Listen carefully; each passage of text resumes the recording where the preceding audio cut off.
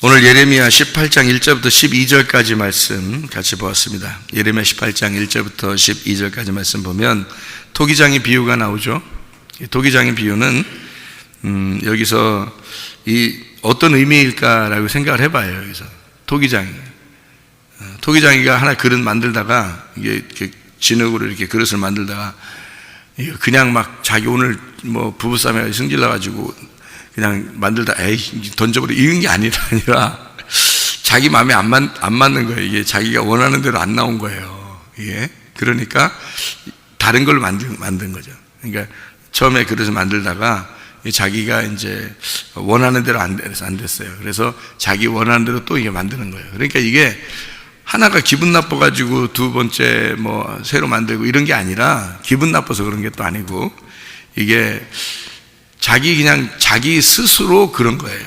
스스로. 여러분 이게 어떤 의미냐면요.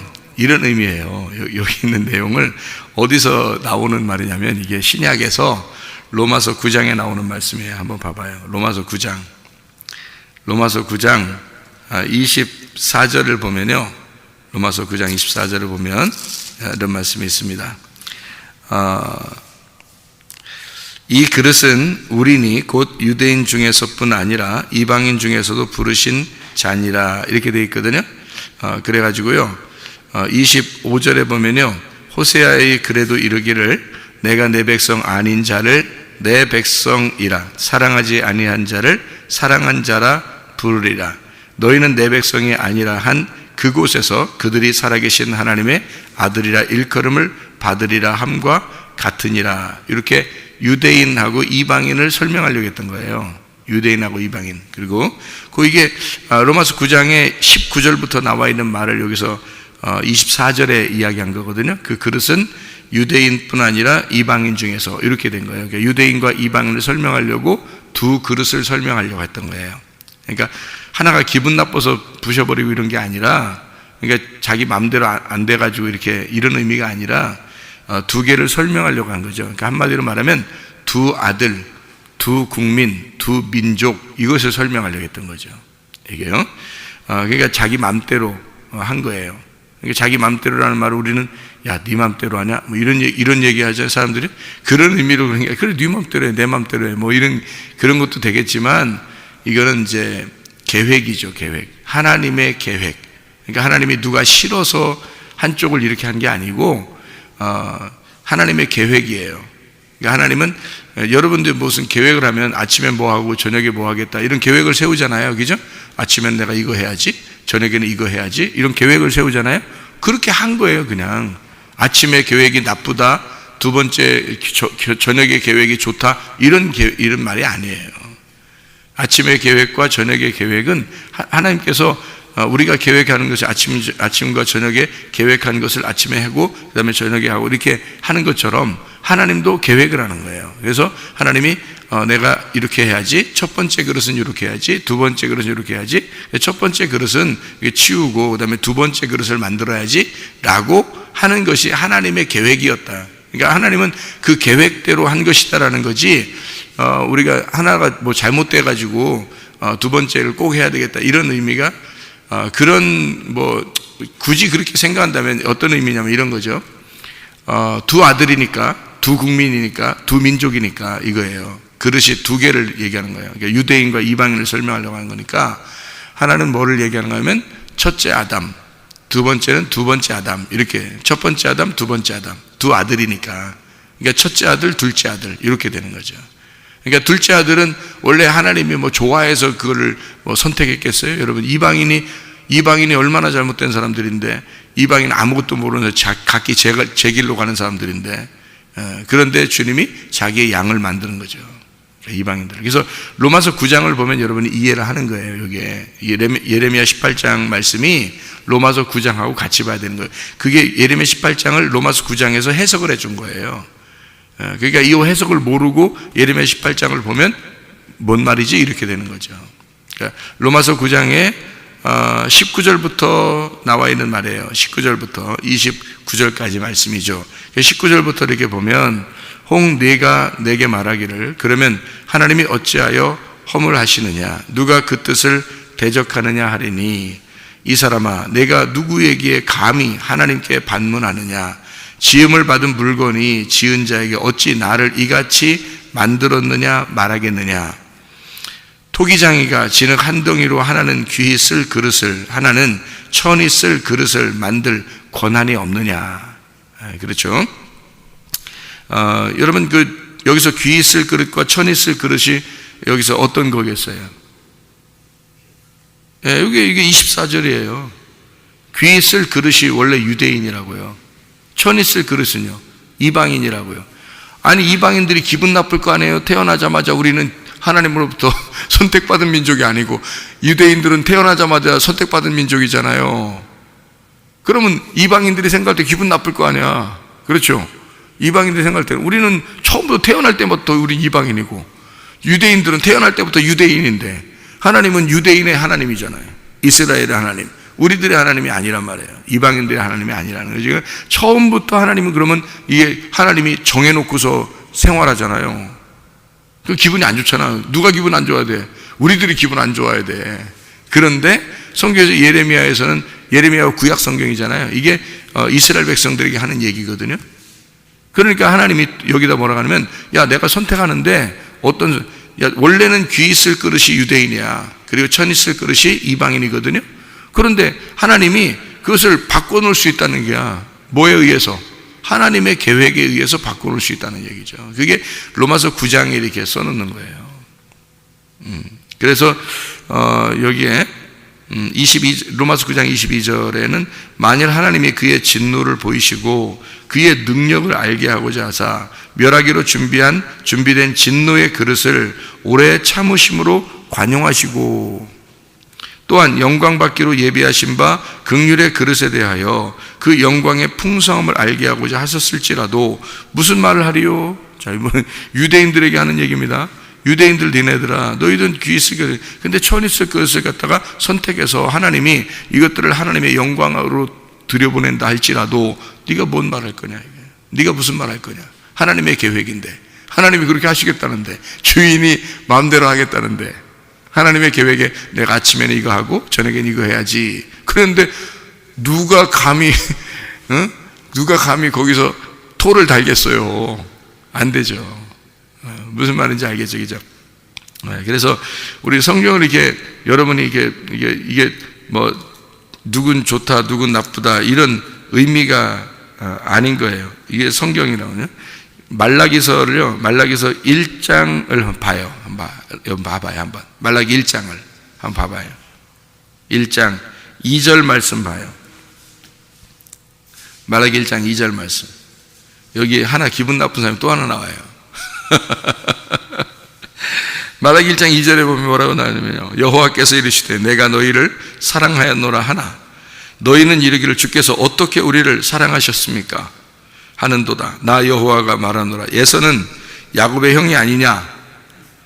그러나 내가 야곱을 사랑하였고 에서는 미워하였으며 이렇게 돼 있잖아요. 에서 입장에서 이거 보세요. 얼마나 기분 나쁜 일인가. 그렇죠? 근데 하나님이 그냥 내가 야곱 사랑할 거야. 그리고 에서 미워할 거야. 그러면 에서 미워하는 그 사랑하는 사람은 괜찮은데 미워하는 에서는 얼마나 기분 나쁘겠어요. 그러니까 야곱을 사랑한다 그랬을 때 그 야곱이라는 사람이 뭐예요? 동생이잖아요. 에서는 형이고. 근데 동생을 사랑하겠다는 거 아니에요. 그러면 이스라엘 백성들이 사실은 어떤 백성이에요? 이스라엘 백성들이 야곱 자손이잖아요. 이스라엘이 야곱이 이스라엘이니까 이스라엘 자손이란 말이에요. 그게 야곱 자손이에요. 그러면 이 사람들도 사실은 어떤 거예요? 이스라엘 백성들도 두 번째, 둘째 아들이란 말이에요. 그러니까 성경에서 여러분이 이제 착각을 하지 말아야 될 게, 이스라엘 그러면 항상 첫째 아들, 우리 이방인들은 둘째 아들 이렇게 생각을 한단 말이지, 그죠? 그러면 이스라엘은 축복받고 우리는 이방인들은 원래 축복 못 받게 돼 있다, 이런 의미로 생각할지 모르지만 성경 로마서 9장에서는 뭐라 하면 유대인과 이방인 이렇게 표현했잖아요. 그러니까 먼저 그 하나님을 알았던 이스라엘 백성들, 유대인과 그리고 이방인 이렇게 나왔는데, 요거는 다 다 성경은 그렇게 나와 있어요. 이런 식으로 두 개씩 이렇게. 그러니까 에서가 나오면 야곱이 나오게 돼 있고요. 이렇게 두 개로 나오게 돼 있어요. 이게 두 민족이고 두 국민이고 두 아들입니다.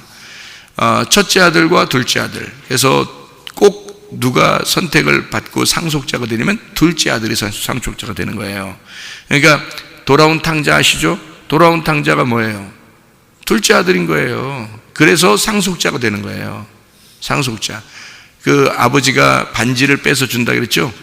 반지를 뺏어줘요. 그 말은 상속자를 얘기하는 거예요. 성경에서. 그러니까 첫째 아들이 분명히 있었거든요. 근데 그 첫째 아들은 상속자가 될 수가 없어요.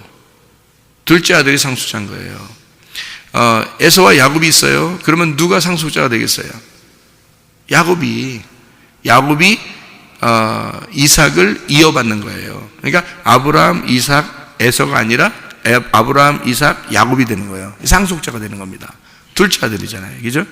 자, 첫 번째 아담하고 둘째 아담 해서 첫 번째 아담은 창세기에 나오는 아담, 그리고 예수님이 두 번째 아담이란 말이죠. 그러면 두 번째 아들이 상속자인 거죠. 그러면 유대인과 이방인에서는요, 이방인이 상속자가 되는 거예요. 여러분, 유대인과 이방인에서는 그 이방인들이 우리 원래 왜 우리를 선택하지 않았어요? 라고 말할 수 없는 거예요. 하나님이 내가 저녁에 선택할게. 그게 우리라니까? 그러니까 하나님이 아침에 내가 유대인들을 선택하고 저녁에 내가 니네 선택할게. 그게 하나님 마음에. 그러니까 보세요. 말라기 1장에서도 무슨 얘기냐면 내가 에서 미워하고 야곱 사랑할게. 이렇게 얘기했잖아요. 그게 첫째 아들을 내가 버리고 둘째 아들을 사랑할게 라는 얘기잖아요. 여러분 잘 생각해 보세요. 그러면 그게 에서 진짜 미워서 그런 거예요? 아니, 여러분이 생각할 때 진짜 에서 미워했는가 봐. 아유, 그래서 그 아들 둘 있는 집안에서요, 성경을 읽을 때 기분 나쁜 얘기가 에서 야곱이래요. 아들 둘 있는 집안에서는. 그렇지 않겠어요? 성경 읽다 보면 첫째 아들은 에서는 미워하고 야곱은 사랑했다고 그러니까 이거 그래서 왜 내리사랑이라 그러잖아요? 아들 둘 있는 집안에서 누굴 더 이렇게 사랑해요? 둘째 아들을 더 사랑해 주는 경우가 많아요. 왜 그러겠어요? 불쌍하니까 그러는 거예요. 원래 장남은 이렇게 컸으니까 이렇게 너는 컸으니까 이렇게 생각 많이 해요. 근데 동생이 태어나면 동생한테 많이 이렇게 관심을 가져요. 거기다 또 막내가 태어나면요, 막내한테 또 관심을 갖게 돼 있어요. 여러분, 이게 원래 다 내리사랑이라는 거예요. 이게 좀 컸다 이거지. 이 첫째 아들은 컸다 이렇게 생각해서 그러는 건데, 부모님 마음은 안 사랑해서 그런 게 아니거든요. 근데 장남 입장에서는 기분 나쁜 거야. 둘 사랑이 뺏긴 거니까, 뺏겼다 생각하니까.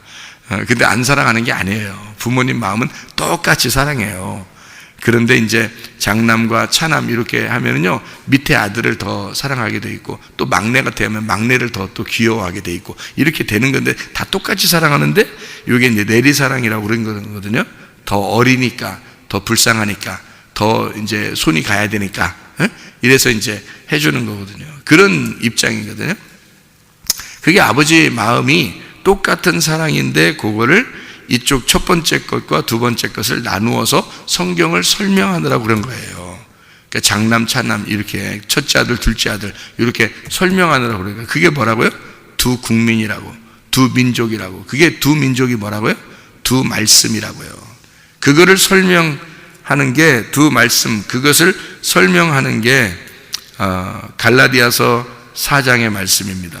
갈라디아서 4장 21절부터 31절까지 말씀, 이것도 한번 봐봐야 돼요, 여러분이. 그래야 성경이 이렇게 이해가 되죠. 굉장히 중요한 성경 귀절들이거든요. 갈라디아서 4장에 21절부터 31절까지의 말씀입니다. 여기에 누가 나와요? 하갈과 사라가 나와요. 왜 하갈과 사라를 나오냐면, 하갈이 이스마엘을 낳거든요. 이스마엘이 먼저 아들이에요. 첫 아들. 여러분, 아브라함의 첫 아들이 이스마엘입니다. 두 번째 아들이 누구예요? 이삭이에요. 사라를 통해서 이삭이 나왔어요. 그래서 하갈과 사라 이렇게 나오는 거예요. 그러니까 원래 첫째 부인이 누구예요? 사라죠. 그런데 아들로 따지면 이스마엘이 먼저잖아요. 그래서 하갈과 이스마엘이 먼저고 사라와 이삭이 두 번째란 말이에요. 예. 그렇게 갈라디아서 4장은 그렇게 나누어서 일부러 그렇게 나온 거예요.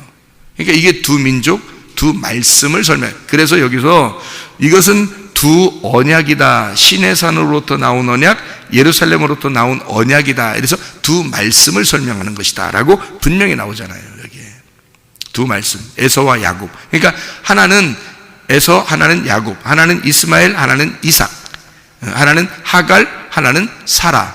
이게 다 뭐냐면 시내산과 예루살렘을 나누어서 설명하는 두 언약, 두 말씀을 말하는 것이다. 그래서 리브가가 뱃속에 아기를 잉태했을 때 쌍태예요. 이게 하나 에서와 야곱이 있는데 이 두 개가 이삭의 부인이 아기를 뱃을 때 이것을 하나님이 뭐라고 그래요? 이것은 두 민족이다. 예, 이것은 두 국민이 이 안에서 싸우고 있구나라고 얘기하는 것은 두 말씀을 얘기하는 거란 말이에요. 그러면 두 말씀이니까 첫째 말씀은 어떤 의미를 나타내겠어요? 성경에서 첫째 말씀은 뭐를 의미하겠어요? 선악과죠. 두 번째 말씀은요, 생명나무죠. 그래서 첫째 말씀을 버리는 거예요. 이래서 그런 거지 에서가 미워서 그런 게 아니란 말이에요. 이거 성경 잘 봐야 되는 그런 겁니다. 예. 그러니까 하나님이 뭐라 그러는 거면 내가 에서를 미워하였고 야곱은 사랑하였다라고 하는 건 그 에서하고 야곱을 얘기하는 게 아닌 거죠. 그죠? 여기 보니까 그죠? 성경을 다 찾아보니까 그런 거죠. 그래서 두 언약을 얘기하는 거라 첫 번째 언약을 내가 버렸다. 두 번째 언약을 통해서 너희와 약속할 것이다. 라는 그 말이죠. 이 성경을 잘 이해하면 이게 이해가 되겠죠. 그죠? 성경은 다 뭘로 되어 있다? 두 개로 나누어져 있다. 이렇게. 남자, 여자로, 신랑과 신부로, 또 선악과와 생명나무로, 이게 다 나누어져 있다. 두 민족으로, 두 언어로, 두 언약으로 이렇게 나누어져 있다. 이렇게 설명을 하면 이게 토기장의 비유가 금방 이해가 되는 거죠. 예레미야 18장의 내용이 이해가 되겠죠. 무슨 말인가, 그죠? 그래서 하나 그릇이 두 개 나오는 거예요. 하나는 버리고 두 번째 그릇을 만드는, 하나가 마음에 안 들고 두 번째가 이제 마음에 들게 만드는 거예요. 그럼 그것도 마음에 안 들면 어떡하려고요? 만약에 그것도 내가 마음에 안 들어, 또 만들어야지. 또 만들어서 이것도 마음에 안 들어. 만약에 진짜 마음에 드는 것으로 만들려면 말이에요, 진짜 몇 번이고 부시고 해서 만들 거 아닙니까? 마지막 걸, 그죠? 왜 그런 식으로 안 나오나요, 성경이? 예레미야의 18장에서 왜 그런 식으로 설명이 안 나오냐고요. 토기장이가 계속 만들었다. 이거 만들었는데 마음에 안 들어. 두 번째 만들면 마음에 안 들어. 세 번째 만들면 마음에 안 들어. 그렇게 할 수도 있잖아요. 그렇게 써놓을 수도 있잖아요. 그런 정도로 진짜 마음에 드는 것만 고를 거야. 이렇게 쓸 수도 있잖아요. 그래야 선택받은 하나님의 백성들이고 그래야 천국 간다. 그런 사람들을 고르는 것이다. 이렇게 하면 더 좋은데 그런 말이 아니란 말이에요. 이거는 두 개의 언어를, 두 개의 말씀을, 두 언약을 설명하려고 했던 거기 때문에 하나를 만들다가 마음에 안 들어서 이게 부셔버리고 두 번째를 만들 것이다. 이것을 내가 정해서 하는데 니네가 무슨 상관이냐 하는 얘기예요. 니네가 계획한 게 아니야. 내가 계획해서 성경책을 쓴 거야. 내가 계획해서 성경책을 쓴 거야. 내가 계획해서 이 세상을 만든 거야. 내가 계획해서 이 세상을 다 돌리고 있는 거야. 돌려. 이 세상을 내가 돌리는 거야. 내 맘이야. 하나님이. 니네가 피조물인데, 니네는 피조물이야. 내가 만드는 건데, 만드는데 니네가 무슨 얘기야? 창조자가, 만든 자가, 조물주가 내가 내 마음대로 한다는데 니네가 무슨 상관이야? 자, 무슨 마음대로? 그러면 여러분 생각, 아니 그럼 하나님 마음대로 날 이렇게 지금 살게 하는 거야? 이런 말이 아니라는 거지. 이런 말이 아니라는 거지. 이 말은. 예? 무슨 말인지 알겠어요? 이런 말이 아니라는 거지. 두 언어를, 두 말씀을 설명하는데 내가 이렇게 정하고 이렇게 정했다. 아침과 저녁으로 정했고, 저녁과 아침으로 정했고, 선악과와 생명나무로 정했고, 에서와 야곱으로 정했고, 그래서 아기를 두 개 나오게 한 거야. 그 안에서 두 말씀을 설명하려고. 이스마엘과 이삭, 이 두 개를, 아니 아브라함이 두 아들 만났어요. 여러분 성경 찾아봐요. 아브라함이 이스마엘 낳고 그 다음에 이삭 낳고 끝났어요? 아브라함이? 아니에요. 여러 아들을 더 뒀어요. 그런데 갈라디아서 4장에는 요 두 아들을 가지고 설명하려고 하는 거잖아요. 두 언어를, 두 말씀을. 그게 하나님이 정하신 거예요. 그래서 첫째 아담과 둘째 아담을 설명하려고 정하신 것이다. 이게 하나님의 말씀을 정해놓고 하나님이 계획을 해놓고 이걸 쓰고 있기 때문에 토기장이 마음대로란 얘기야. 이 말씀은 토기장의 계획에 의하여 쓰여진 것이다. 그러니까 너희들은 할 말이 없는 거다. 너희들 이거 가지고 말하지 마라. 이미 정해진 거니까. 예수 그리스도가 오는 것도 정해진 것이고 첫째 아담이 범죄하는 것도 정해진 것이다. 이렇게 정해놓고 성경을 쓰는 거야. 자, 예를 들어서요, 예수님이 바람이 이렇게 부는 제자들이 배를 타고 가는데 바람이 불어요. 그죠? 풍랑이 일고 바람이 불어요. 그랬더니 예수님이 막 나타나요. 뭐 유령인가? 뭐 이렇게 막 겁도 나고 무섭고 막 이랬어요. 근데 예수님께서 나니까 두려워하지 마라 이랬어요. 그죠? 나니까 두려워하지 마. 그 말 누가 했어요? 풍랑이 그랬어요? 바다가 그랬어요? 예수님이 그래요. 나니까 두려워하지 마. 나니까라는 게 뭐예요? 나야. 나야 그런 거예요. 나야. 그게 나야가 누구가 그랬다고요? 나야를 또 누가 했는데? 여호와 하나님이 당신 이름 뭡니까? 라고 모세가 겁도 없이 물어봐요. 이름이 어디 있어요? 하나님이 생각해. 하나님이 이름이 어디 있어요? 여러분. 근데 하나님한테 이름 물어봐요? 감히? 생각해. 아니 애들도 아버지 이름 함부로 부르는 게 아니에요. 어? 그런데 아니 이름도 없는 하나님한테 이름 뭐냐고 물어보면 뭐라고 대답해야 돼? 하나님이 뭐라고 대답할 말이 없잖아요. 자기 이름이 없으니까. 이름은 아버지가 아들한테 지어주는 거지 아들이 아버지한테 이름 지어주는 거 아니잖아요. 잘 생각해보라. 그죠? 아들이 아버지한테 태어났으니까 아버지가 자기 아들을 낳았으니까 이름 지어주는 거지. 아들이 태어나서 그 다음에 아버지 이름 지어줘요? 그거 아니잖아요. 그러니까 아버지 이름이 없는 거야. 하나님 아버지는 이름이 없어요. 그가 창조자니까. 그가 이 세상을 다 만든 거니까 만든 피조물이 창조주의 이름을 부를 수가 없고 그의 이름을 만들어줄 수가 없어요. 그래서 이름이 없어요. 하나님은 이름이 없는 건데 모세가 물어보는 거예요. 이름 뭐냐고. 그러니까 황당하잖아요. 그래서 하나님이 자기 이름을 가르쳐 준다는 게 뭘 가르쳐 줬냐면 나야. 그냥 나라고 이렇게 얘기한 거예요. 니네가 이제까지 하나님이라고 불렀던 그 하나님이 나야. 그게 나란 말이야. 내가 존재야. 내가 살아있음이고 내가 생명이야. 내가 그냥 존재하는 내가 존재야. 너는 존재하는 자가 아니야. 너는 존재 아니고 나는 존재다. 나는 살아있다. 내가 나다. 나야 나. 이렇게 얘기한 거란 말이에요. 그게 예수님이 제자들에게 두려워 떨고 있는 제자들에게 나타나서 얘기한 게 그 말이에요. 나야. 내가 존재야. 내가 창조자야.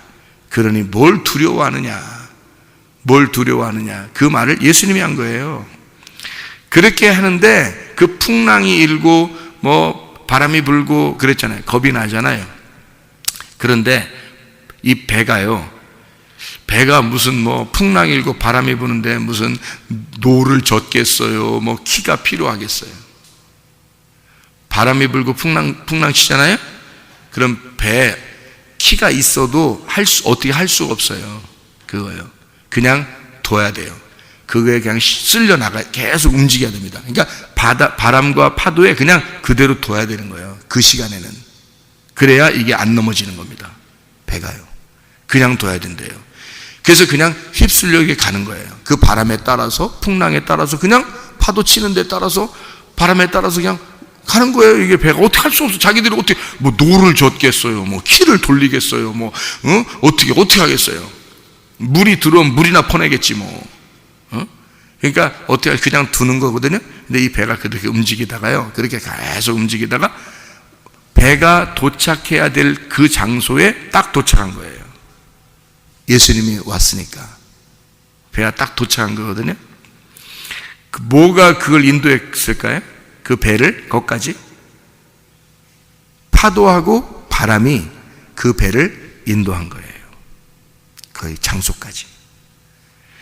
아라랏산에 도착했을 때의 그 배가 어떻게, 노아 방주가 키가 있었겠어요? 뭐 노를 저었어요?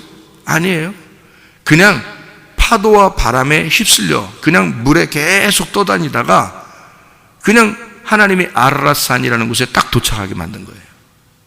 그러니까 이게 파도와 바람이 그 물이 그대로 그냥 뒀더니, 거기에 그냥 뒀더니 이게 막 치다가 자기가 원하는 장소에 딱 이 배가 도착한 거예요. 그게 아라랏산이라고요. 그러니까 제자들이 가려던 그 장소에 딱 도착한 거예요. 이 배가요. 제자들이 가려던 장소에. 뭐가요? 파도와 바람이 그걸 인도한 거죠. 거기까지. 여러분, 우리의 인생이 이렇게 살다 보면 있잖아요. 파도와 바람이 막 칩니다. 우리한테요. 사업에도 그게 치는 거예요. 가정에도 그게 치는 거예요. 교회에서도, 어떤 교회에서도 막 치는 거예요. 자기 마음에서도 그게 막 요동합니다. 자기 마음에서도. 어제 저녁에도 그런 일이 있었죠. 마음이 막 요동하잖아요. 마음이 막 요동한 사람이 있었잖아. 월급 못 받고 막 이렇게 막 요동친다고. 그 바람과 파도가 막 팍팍 친다고 이렇게. 그러면 그럴 때 어떻게 하라고? 가만두라고. 가만히 어떻게 하나님이 일하시나 보자고. 좀 있으면 선한 일이 있을 거야. 가만둬봐. 그러면 그걸 통해서 배우는, 인생을 배우는 거예요. 그런 걸 통해서 아하, 인간이라는 게 이게 믿을 게 못 되는구나 딱 알게 되잖아요. 인간이 그거 배우는 게 얼마나 큰 배움인지 몰라요. 그거 학교에서 안 가르쳐 줍니다. 학교 교과서에 안 나와 있어요. 인간은 도저히 못 믿을 존재다. 이거 학교 교과서에 안 나옵니다. 이건 인생에서 배워야 되는 거예요. 인생의 파도와 바람에서 배우는 거예요, 이게. 근데 어느 날 하나님이 원하시는 장소에 도착하는 거예요. 그걸 딱 배웠다라고 느껴질 마음이 두근두근하고 막 딱 배웠다 하니까 또 월급 나오잖아요. 이게 하나님이 배우는 거야. 이게 이를 고난을 통해서 하나님 배우는 거예요. 우리 병이 오잖아요. 그걸 통해서 하나님이 뭔가 배우게 만들어요. 고난을 통한 반드시 배움이 있어요. 그래서 시편 119편 71절에 그렇게 고백하는 겁니다. 시편 기자가 고난을 통해서 내가 하나님의 율례를 배웠나이다 그러는 거예요. 그 고난이 없으면 하나님 말씀 잘 못 배워요, 여러분. 바람과 파도가 칠 때 그냥 두라고요. 괜히 자기 움직이려고 해보려고 하지 말라고. 자기가 키를 돌리거나 노를 저어도 안 돼요. 이게 그 방향으로 못 간다고요. 오히려 배가 뒤집어질 수 있다고. 그래서 그럴 때는 그냥 둬야 되는 거예요. 자기 마음을 편안하게 딱 두고 주님을 의지하는 거예요. 그러면 바람과 파도가 자기가 원하는, 하나님이 원하는 장소로 데려다 놓는다고. 이게 배가 거기에 도착한다니까요. 제자들이 가려던 장소에 딱 배가 도착한 거예요. 바람과 파도가 움직이면서 그걸 인도한 거야. 노아의 방주가 그냥 계속 움직이면서 그냥 계속 있었거든요. 근데 아라랏산에 딱 도착하는 거야. 마지막에는 하나님이 원하는 장소에 딱 도착하는 거예요. 그게 하나님의 돌림이란 말이에요. 하나님이 우리를 농로에다 놓고, 이 농로라는 게 우리나라 말로 무슨 말인지 알아요? 농로? 농로? 사람이 이게 녹록치가 않다 이런 말이 아니에요. 농로라는 게 뭐냐면 이게 회전판이에요. 토기장이가 진흙을 돌릴 때 있잖아요. 돌릴 때 그 회전하는 거 있잖아요. 돌아갈 때 그거예요. 근데 그거를 어떻게 하는지 알아요? 그 토기장, 진흙이 도자기 같은 거 만들 때 여러분 어떻게 하냐면 발로 막 이렇게 밑에 굴릅니다. 발로 이렇게 굴르면 이게 돌아가요. 이게 아니면 이제 손으로 막 돌리면서 이게 막 하거든요. 그러니까 돌려요. 이게 여러분이 진흙이라고 생각해봐. 그 위에서 막 돌아가 이렇게 옆으로 계속 돌잖아요. 얼마나 이게 정신없어요, 여러분. 흙덩어리 입장에 생각해. 흙덩어리 입장에 생각하면 정신없어요. 머리 막 휙 돌아가니까. 우리가 진흙이라니까. 진흙이 정신없도록 돌리는 거예요. 그래서 네 힘 다 빼버리는 겁니다. 네 힘으로 어떻게 키를 돌릴 수가 없어. 네가 노를 저을 수가 없어. 그냥 내비둬. 그냥 하나님이 인도하시는 거야. 너 그냥 돌려. 정신없으니까 그냥 돌아가는 거지. 그럼 오늘 그릇이 딱 나오는 거야. 이렇게 그릇이. 그게 토기장의 비유거든요. 그러니까 하나님의 계획에 의해서 이루어진다는 거죠. 바람과 파도, 그게 하나님의 계획에 의해서 나오는 거예요. 바람과 파도가 여러분에게 칩니다. 여러분의 마음에 요동치는 게 생겨요. 가정에서도, 교회에서도, 직장에서도, 학교에서도, 사업에서도. 그게요, 돌아갈 때가 있어요. 이게 자기도 모르게 정신없이 확 돌아가면 그때는 힘을 다 빼버리는 거야. 그때 그 힘 주면 넘어진다니까요. 배가 넘어간다니까요. 그냥 둬야 돼. 그럼 배가 그대로 그 바람과 파도가 인도해서 자기가 원하는 장소에 딱 갖다 놔요. 이게 성경이라고요. 그게 하나님 말씀에서 그렇게 그 말씀하는 거예요. 토기장이가 자기가 돌리는데 니네가 무슨 상관이냐 이거야. 자기가 돌려서 그릇을 만들겠다는데 니네가 무슨 상관이냐 이거야. 네 힘을 줘가지고 만약에 토기장이가 막 돌리고 있는데 진흙이 스스로 나 힘내야지 힘 딱 주면 이게 탁 튀어나가 버려요. 이게 그러면 다 박살나는 거야. 여러분 다 박살나는 거야. 자기 힘 주면 안 돼. 그때는 힘 빼야 되는 거야. 힘 빼고 주님을 의지하는 거예요. 그게 마음이 편한 거야. 마음의 평안이 오잖아요. 마음의 평안이 그게 해답이야. 그게 해답. 일단 마음이 평안하면 그게 해답이에요, 여러분. 근데 힘주고 막 뭘 해보려고 하잖아요. 계속 두렵습니다. 두근두근하고 두렵고 뭐 조급해지고 막 승질도 나고 막 이래요. 이러면은 일 다 그르쳐버리는 거예요. 힘 딱 빼고 평안하면 응답이다. 일단. 그러면 하나님이 일하신다. 그 하나씩 배워나가는 거예요. 그렇게 하나씩 배워나가는, 그게 토기장이라는 비유입니다. 그릇 두 개를 설명하면서 먼저 그릇과 두 번째 그릇 하나님이 계획하신 것이다. 저녁과 아침을 이렇게 하나님이 계획하신 것을 네가 어떻게 하겠느냐 이거야. 이 성경을 그렇게 계획하셔서 하는 걸 네가 어떻게 하겠느냐. 자, 예레미야 18장 3절 말씀. 토기장이의 집으로 내려가서 본즉 그가 농로로 일을 하는데, 그 농로 오벤입니다. 이 한 쌍의 돌이에요. 짝 돌입니다. 짝이 된 돌, 주춧돌이죠. 뭘 지을 때 만들어 놓는 돌이 오벤인데요. 이게 여성 쌍수 명사입니다. 다시 말하면 여자 둘이 있는 거예요. 여자 둘이니까 뭐겠어요? 그러니까 이게 여자 둘로 이루어진 회전판이란 말입니다.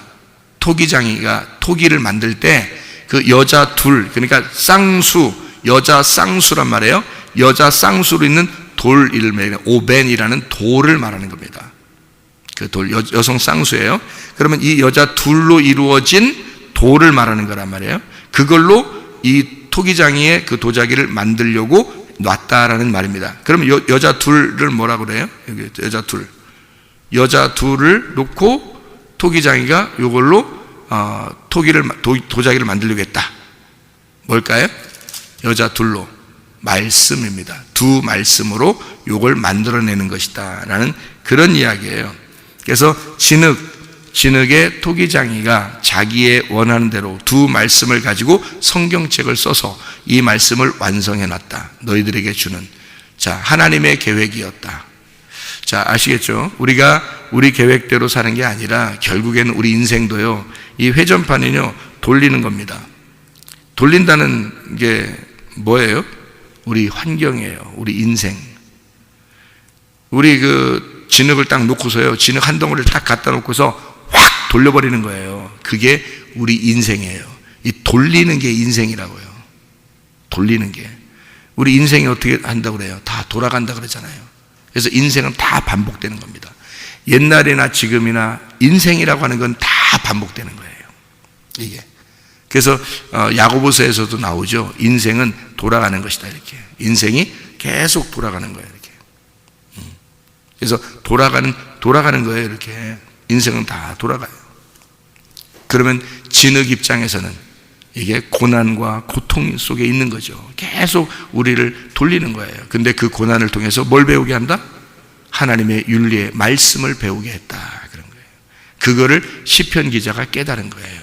시편 119편 71절에 반드시 하나님은 그 고난을 통해서 우리에게 말씀하신다.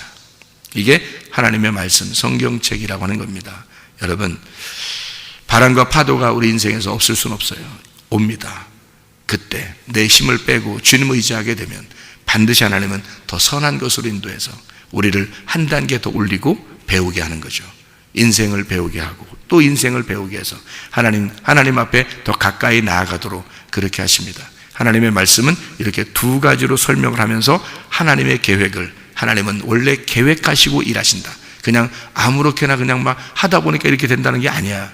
다 하나님의 계획에 의해서 일하시는 하나님이야. 너 하나를 놓고 하나님이 설계하시고, 너 하나를 놓고 이 모든 주변의 환경을 통해서 너를 돌리면서 너 하나를 디자인하시는 거야. 너 하나를 하나님의 형상으로 만들어 나가시는 것이다. 이게 하나님의 계획입니다. 여러분 한 사람은 굉장히 귀한 사람이라 여러분 한 사람을 놓고 여러분 모든 주변의 환경을 통해서 여러분을 돌리는 거예요. 여러분 한 사람을 하나님의 사람으로 만들어내기 위해서 그런 것입니다. 그런 하나님임을 기억하시고 오늘도 승리하시기를 바랍니다. 기도하겠습니다.